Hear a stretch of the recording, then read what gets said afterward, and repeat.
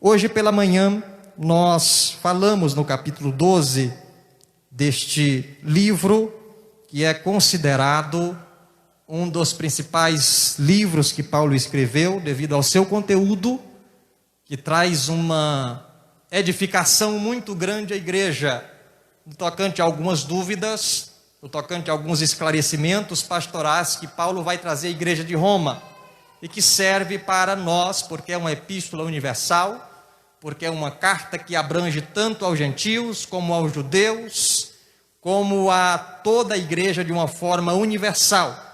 Aqui Deus está trazendo algumas indagações, alguns questionamentos que permeavam na cabeça de muitos crentes, que permeavam na cabeça de muitos irmãos que estavam em Roma e também espalhados por outras partes. E é o próprio Deus que vai fazer essas perguntas. Se você for ler o livro de Romanos, você vai encontrar mais ou menos aí 85 perguntas que Deus faz e é o próprio Deus que responde. Ele vai questionando, ele vai indagando, ele vai pegando as dúvidas que muitas pessoas tinham e que às vezes nós temos, e ele vai trazendo resposta para a igreja, para que a igreja se consolidasse, para que a igreja se organizasse, para que a igreja então se apoiasse nessa verdade. Do capítulo 1 até o capítulo 11, Paulo vai falar de algumas doutrinas que são fundamentais, que são importantes para nortear a igreja: a doutrina da salvação, a doutrina da justificação, a doutrina do pecado, a doutrina do amor e de tantas outras admoestações que Paulo vai trazer à igreja. No capítulo 12 a seguir, ele vai falar sobre a prática cristã.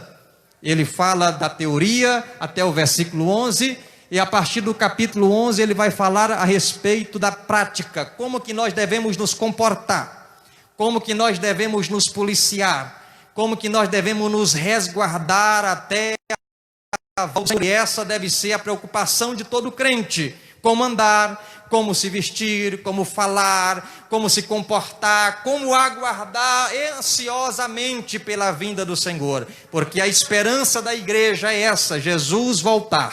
A esperança da igreja sempre deve ser essa: Jesus voltar. Nós não esperamos nenhuma outra coisa a mais a não ser a volta de Jesus, e para isso precisamos estar preparados. E a palavra de Deus tem o método, a forma, a base, o caminho, como nós devemos fazer para nos manter preparados.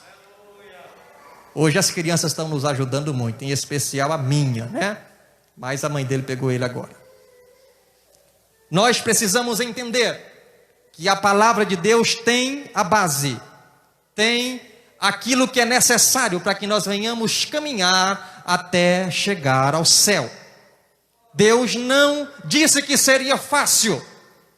Jesus nos deixou bem claro que nos últimos dias seria muito difícil, mas Ele não nos deixou à parte, ou não nos deixou sem rumo, a esmo. Ele deixou a sua palavra registrada para que nós venhamos nos manter firme, caminhando em pé, aos trancos e barrancos, fraco ou forte. Nós precisamos perseverar até a volta do Senhor Jesus.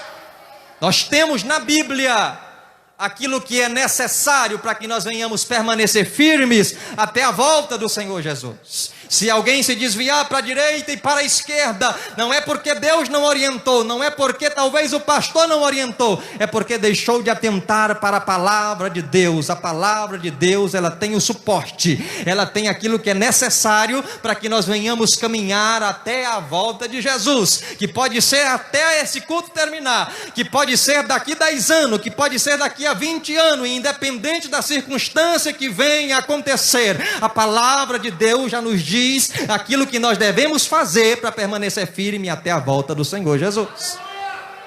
Aí tem crente que às vezes fica preocupado: se Jesus voltar daqui 30 anos, 40 anos, a palavra de Deus já tem escrito o que nós devemos fazer para permanecer firme daqui 10 anos, daqui 20 anos, se Ele não voltar. Eu acredito que muito em breve esse céu vai se abrir, e aqueles que estiverem desapercebidos, estiverem atentos, estiverem preparados, vão subir no arrebatamento da igreja.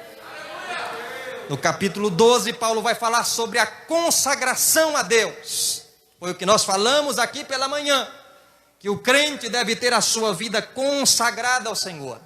que o crente deve dedicar a sua vida a Deus, que o crente tem que dedicar a sua vida à obra do Senhor. Ele fala sobre a consagração e sobre o serviço, sobre os dons, sobre cada crente exercendo a sua função no corpo. E ele fala que nós somos um corpo muito bem ajustado, cuja cabeça é Cristo, e o Espírito Santo é quem nos comanda, é quem dirige a nossa vida para chegarmos ao céu. Precisamos ter uma vida consagrada ao Senhor. Nós falamos aqui pela manhã o que é consagração. Nós falamos aqui pela manhã o que nós devemos fazer para ter uma vida consagrada, ou quem é aquilo que na nossa vida deve ser consagrado ao Senhor.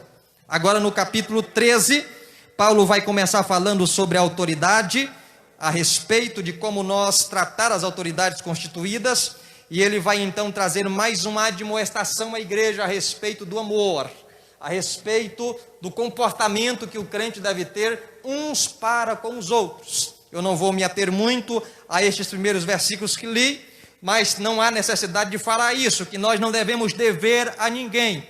Não tem necessidade de eu falar que crente tem que comprar e tem que pagar, porque nós sabemos disso. Crente que vive devendo precisa colocar a sua vida em ordem, se organizar, porque Jesus está voltando. Jesus está perto de voltar, e isso faz parte da nossa santidade, faz parte da nossa pureza, faz parte da nossa honestidade para com os homens, para com Deus, para com o próximo, e é isso que Paulo tenta dizer aqui. Ele vai falar sobre o amor ao próximo, ele vai falar sobre a vigilância, ele vai falar sobre aquilo que o crente não deve fazer. O crente sabe que não deve adulterar, o crente sabe que não pode matar, o crente sabe que não pode furtar, o crente sabe que não pode dar falso testemunho, não pode cobiçar, não pode ter outro mandamento acima daquilo que Deus estabeleceu, e tudo se resume em amar ao próximo como a nós mesmos. Isso aqui nós sabemos de cor e salteado. Mas ele chega no versículo 11, trazendo uma admoestação à igreja, e é aqui que eu quero pautar a minha mensagem, ou rápida mensagem nessa noite, porque ainda temos algumas coisas a fazer. Paulo, ele vai dizer no versículo 11, que nós conhecemos o tempo, ou conhecendo o tempo, que já é a hora de despertarmos do sono, porque a nossa salvação está agora mais perto de nós do que quando aceitamos a fé.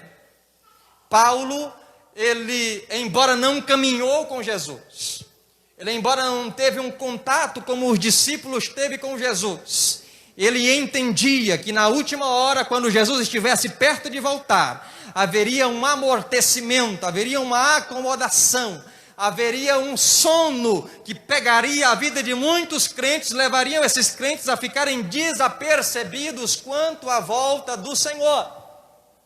É a realidade em que nós estamos vivendo hoje, em que muitos crentes caem nesse sono e esquecem de ouvir a trombeta de Deus que está soando, dizendo: olha, está mais perto da volta do Senhor Jesus do que a ceia passada.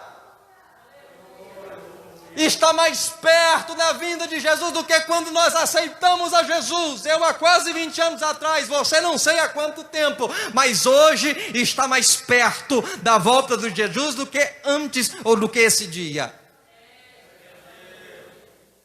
Essa questão de nós dormirmos é muito complicada, e há muitos crentes que estão dormindo, e como já foi falado aqui diversas vezes, nesse período de quarentena, há muitos crentes que estão colocando a culpa no coronavírus, mas estão mortos espirituais e não estão percebendo. Nessa noite, o Espírito Santo de Deus me usa como pastor desta igreja para dizer a você: desperta enquanto é tempo, enquanto você ainda não morreu. Acorda, há uma trombeta de Deus dizendo para você: desperta.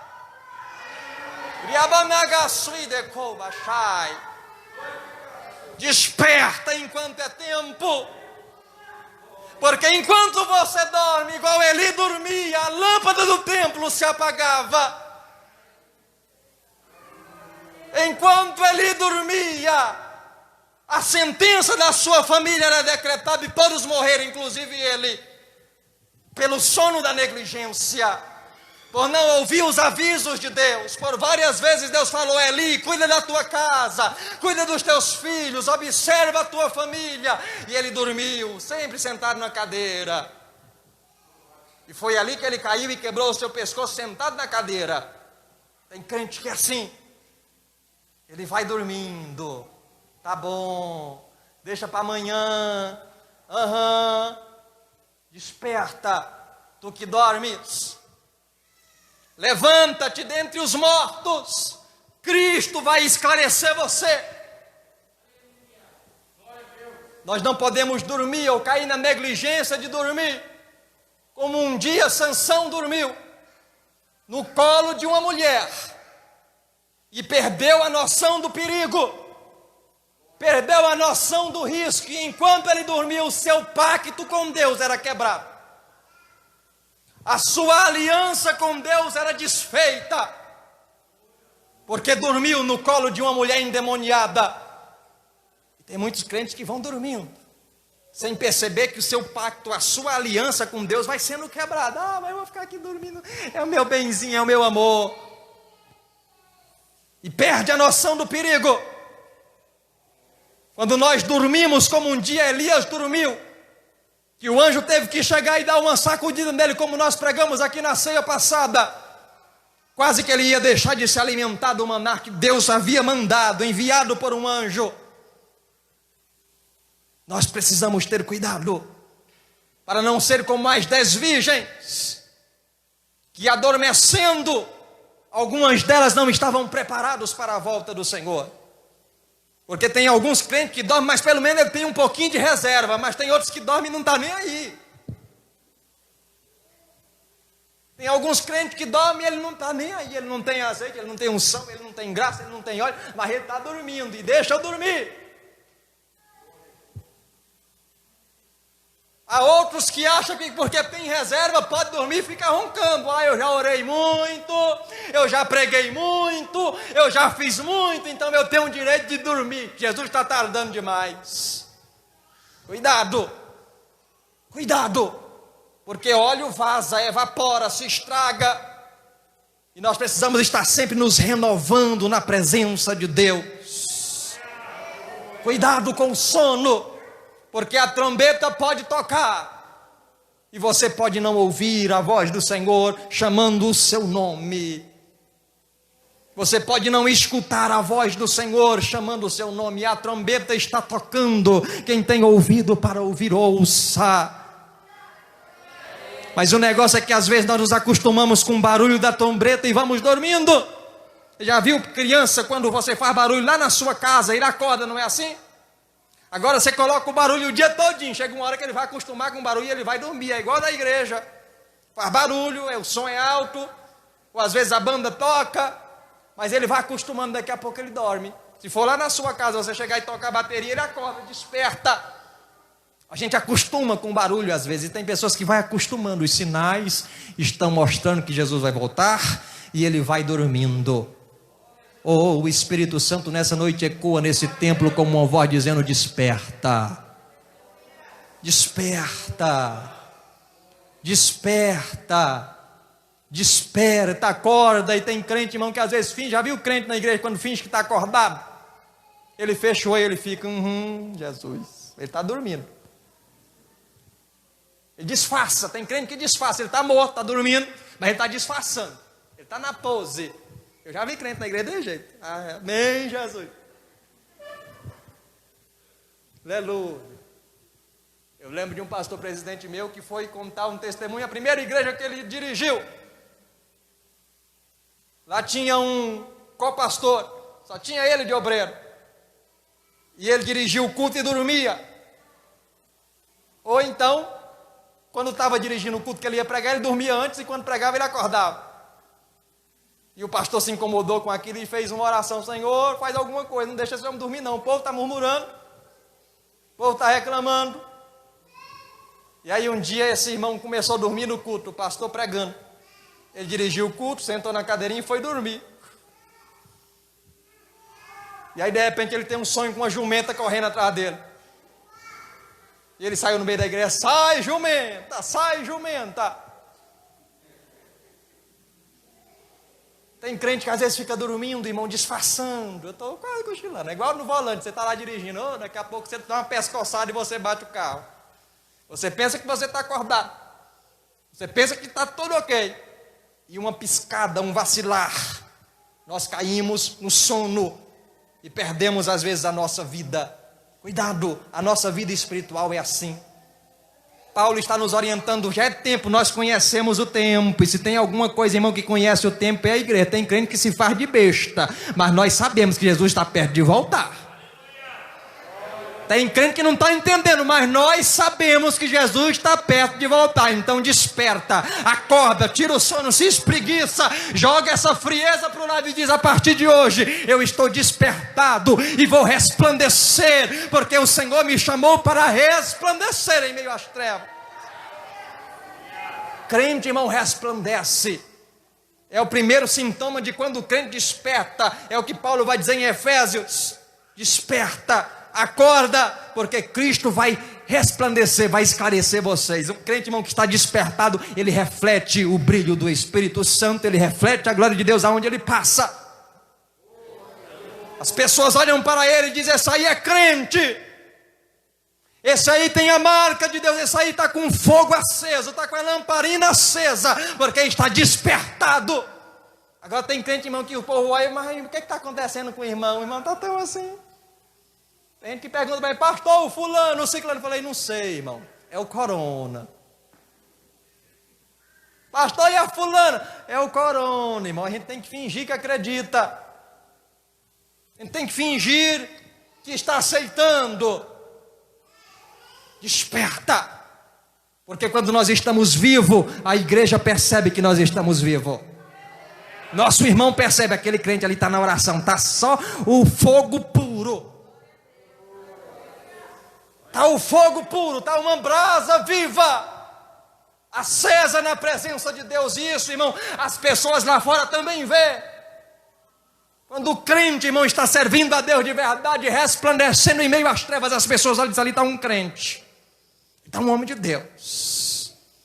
De vez em quando eu levo alguém comigo, quando eu vou em Uberlândia, eu fui mostrar o Parque do Sabiá para eles, e andando,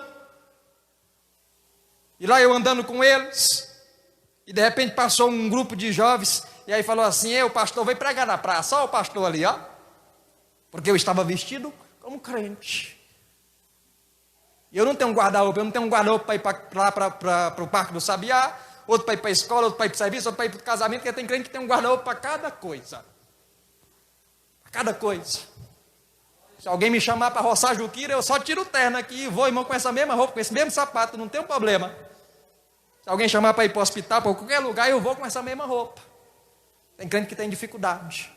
Conheceu que eu era pastor, nunca vi na minha vida. Eu sei que ele nunca me viu, mas pelo jeito que eu estava vestido, ele entendeu. Aí está um pastor aí, ó. Outro dia eu ia passando com minha esposa, agora, mês passado, caçando um termômetro para comprar para a igreja. Estamos usando o emprestado da irmã Raquel do irmão Itam.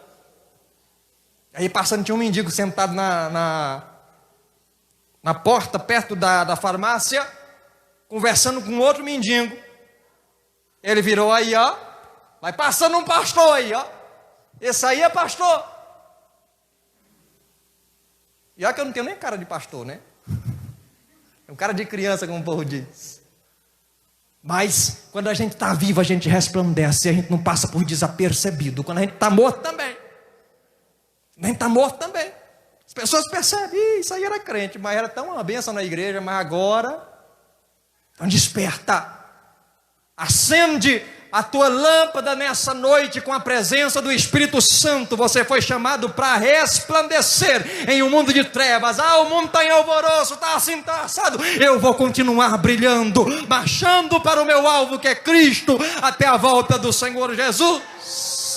Não deixe que a sua vida morra, não deixe que você caia no sono, mas se desperta a cada manhã e entenda que estamos em batalha, que estamos em luta e que Satanás quer matar a nossa vida espiritual. Satanás quer destruir as nossas vidas. E nós colocamos a culpa no corona. Cuidado, porque quando o corona passar, ou Jesus voltar, antes de passar, vai ter muito crente que fica dormindo. Desperta. enquanto é tempo. Desperta enquanto é tempo.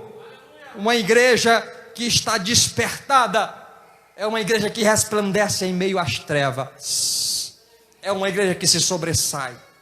O vento bate de lá, o vento bate daqui, mas a igreja se sobressai como um castiçal aceso, como brasa viva tirada do altar, resplandecendo em meio às trevas. Está ali uma igreja que não se dobrou diante de Baal. Está ali um crente que não se dobrou diante da estátua do homem que queria ser adorado. Está ali um crente que continua firme. Passa 1 ano, passa 2 anos, passa 3 anos, passa 10 anos. Aquela irmã está ali na igreja desde quando a igreja abriu, firme, servindo ao Senhor com o mesmo embalo, com a mesma constância. Passa luta, passa dificuldade, mas está firme servindo ao Senhor. Precisamos resplandecer em meio às trevas. Uma característica da igreja que é despertada, ela resplandece. Outra característica da igreja que vive uma vida despertada é uma igreja que ora. É o termômetro da igreja viva. Você quer saber se um crente está crente? Coloca ele para orar. Chama ele para fazer uma oração. Aí você vai descobrir se ele é crente ou não. Porque ele pode até não ter uma retórica bonita, ele pode até não falar bonito, mas se ele tiver crente, ele ora e o céu estremece com a simplicidade dele. Agora, quando o crente está morto, ele pode ter a retórica mais bonita, Deus e tal e tal. E Deus fica lá do céu, Nós precisamos entender que uma igreja que está despertada ama a oração. Ama a oração. Oração é algo prazeroso. E nós, crentes dessa última hora, eu falo em modo geral, estamos habituados a orar somente quando nós precisamos. Eu estou precisando de orar, de fazer uma campanha de oração, porque o diabo despejou os infernos, os demônios, tudo lá na minha casa, então agora eu tenho que orar. Eu estou pensando de comprar uma casa nova, então eu vou orar a Deus para Deus me dar. Eu adoeci, então eu vou fazer uma campanha de oração para Deus me curar. Aconteceu isso, então eu vou fazer uma campanha de oração. E crente, irmão, não pode viver dessa forma igual político, só de campanha, de ano em ano, ou lá daqui 2 anos, daqui 1 mês, quando precisar. Tem crente que é igual político, ele vive de campanha. Se tem uma campanha lá, ele vai. Eu vou lá fazer a campanha lá no lugar tal. Lá a campanha do sal grosso, a campanha da água benta, a campanha disso e daquilo. Eu vou fazer essa campanha de oração lá e Deus vai fazer. Ele volta de lá com um bolso cheio de sal grosso, com lenço ungido, com água benta, espoca a barriga de bebê e Deus não faz nada, porque está fora da vontade de Deus. Uma igreja viva é uma igreja que ora. Quer testar? Coloca a igreja para ajoelhar e orar. Aí você vai descobrir quem está crente mesmo de verdade. Se o crente correr, que tem crente que corre, é porque não tem nada de vivo espiritualmente, está dormindo. Morto espiritualmente, não tem prazer de orar, não tem prazer de adorar a Deus, não abre mais a sua boca para glorificar ao Senhor, está dormindo, e às vezes quando abre é só assim, Tem crente que está assim no meio do culto, está assim no meio do culto. Desperta, desperta, enquanto é tempo, e vamos orar. Vamos buscar a Deus. Eu tenho batido nessa tecla desde quando eu cheguei aqui. Acredito que tenho dado um exemplo. E preciso dar muito mais ainda. Vamos orar. Essa semana nós tiramos de orar aqui de 8 às 9 da manhã. Tem obreiro, irmão, que passa a distância daqui. Tem crente, irmão, que passa as léguas. Ele sabe, ele não passa, é longe. Desperta. Você está esperando o quê? Você está esperando o quê? Eu tenho a minha consciência tranquila nessa quarentena, porque estamos fazendo culto, estamos organizando, estamos trabalhando, estamos visitando, estamos lutando para manter a igreja viva, mas tem crente que está tranquilo, está esperando. Vai passar. E se não passar e Jesus voltar, toma cuidado. Desperta, porque nós precisamos viver uma vida de oração. Jesus, quando reuniu com seus discípulos para orar, os camaradas caíram no sono, dormiram, não conseguiram orar nem 1 hora. Tem crente que não consegue orar nem 10 minutos. Já pensou uma oração de 1 hora? que está escassa em nossas igrejas. Hoje pela manhã nós oramos até um período maior. E vamos progredindo isso, aumentando mais e mais. Aumentando mais e mais. Mas tem crente, irmão, que não dá conta de orar 10 minutos na igreja. Você está morrendo. Você está esfriando. E o Senhor está falando contigo, desperta enquanto é tempo. Volta a orar. Volta a resplandecer. Aqui é o Espírito Santo de Deus falando contigo. Eu não tenho necessidade de jogar indireta para ninguém, porque se eu quiser falar com alguém, eu chamo alguém ali, como chamei essa semana vários irmãos para conversar. É o Espírito Santo de Deus falando à igreja em geral, desperta, porque Jesus está voltando e nós precisamos estar acordados. O salmista Davi vai dizer no Salmo 57, olha, de tarde, de manhã e ao meio-dia, eu orarei ao Senhor e clamarei a Ele, e eu tenho a convicção que Ele vai ouvir a minha voz. Isso é convicção de crente. Não é porque ele estava precisando, mas eu vou orar de manhã, meio-dia, de tarde, aonde for eu oro, porque eu sei que o Senhor vai me ouvir. Eu sei que o Senhor vai responder a minha súplica. Ele vai dizer no Salmo de número 109, versículo 4, olha, os meus inimigos armaram ciladas contra mim, fizeram coisas extraordinárias para me destruir, mas eu fiz uma oração ao Senhor e estou tranquilo. Estou tranquilo. Estou tranquilo. Se você está orando, fica tranquilo.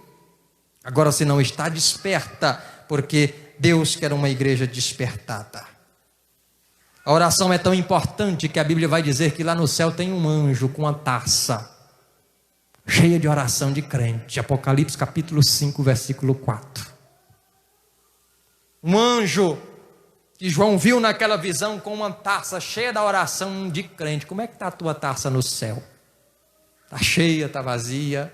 E a Bíblia fala que quando o anjo pega aquela taça e começa a derramar relâmpago no céu, trovão, o céu começa a se regimentar por causa da oração do crente que estava depositado na taça. Vamos depositar oração no céu como uma igreja despertada. Uma igreja que está despertada para nós concluir. É uma igreja que busca a presença do Espírito Santo. É uma igreja cheia do Espírito Santo. É uma igreja que vive a eminência dos dons. E quando eu falo de igreja, eu falo de crente individualmente. Eu, você, nós. Tem crente, irmão, que passa semanas, dias, meses sem sentir a presença de Deus. E isso não é normal. Desperta. Desperta. Desperta. Porque o Espírito Santo nessa última hora está dizendo, está falando, e quem tem ouvidos para dizer, para ouvir, ouça o que ele está dizendo à igreja. Como atalaia de Deus, eu digo a você, desperta. Convido a você a se colocar sobre os pés. Oh, aleluia. Glória a Deus. Faça um autoexame nessa noite na sua vida. Como é que está? Está aceso, está brilhando, as pessoas na rua estão conhecendo, você está andando de cabeça erguida, dizendo eu sou crente, servindo a Deus. Estou preparado, estou orando, estou cuspindo fogo e arrotando na parede, ou estou igual galinha de Angola, estou fraco o tempo todo. Os irmãos que criam galinha de Angola aí, sabem, né? É o tempo todinho, estou fraco, anoitece e amanhece, ele está assim. Já acorda o dia já desse jeito.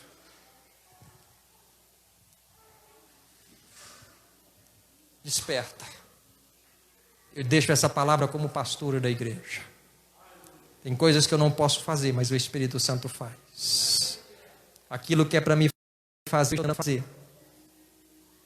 Aquilo que é para a gente fazer, nós estamos tentando fazer. Visita, vai lá, vem cá, marca uma oração, marca algo. Tem crente que não está nem aí. Eu faço a minha parte. Agora o que é para o Espírito Santo de Deus fazer é com ele. Eu não me atrevo a tomar a frente dele e fazer o que é para ele fazer. Assim como ele não se atreve a fazer aquilo que é para mim fazer. Aquilo que é para mim fazer como pastor, a gente tenta fazer. Perfeito nós não somos, mas estamos aqui lutando para manter uma igreja firme de pé, acordada, despertada. Porque quando a trombeta tocar, queremos subir juntos para o céu. Subir juntos para o céu. subir juntos para o céu, com corona ou sem corona, com tristeza ou com alegria, chorando ou sorrindo, esteja despertado, esteja despertado, esteja acordado, porque Jesus está voltando. Ó Deus, te louvamos, Espírito Santo. Os dias são maus, e o que nos resta, ó Pai, é ouvir a Tua voz. O que nos resta, ó Pai, é consagrar a nossa vida ao Senhor. O que nos resta, ó Pai, é preparar a nossa vida para o arrebatamento da igreja. Ó Deus, que possamos sempre estar com o nosso coração despertado. Desperta, ó Pai, aqueles que estão dormindo.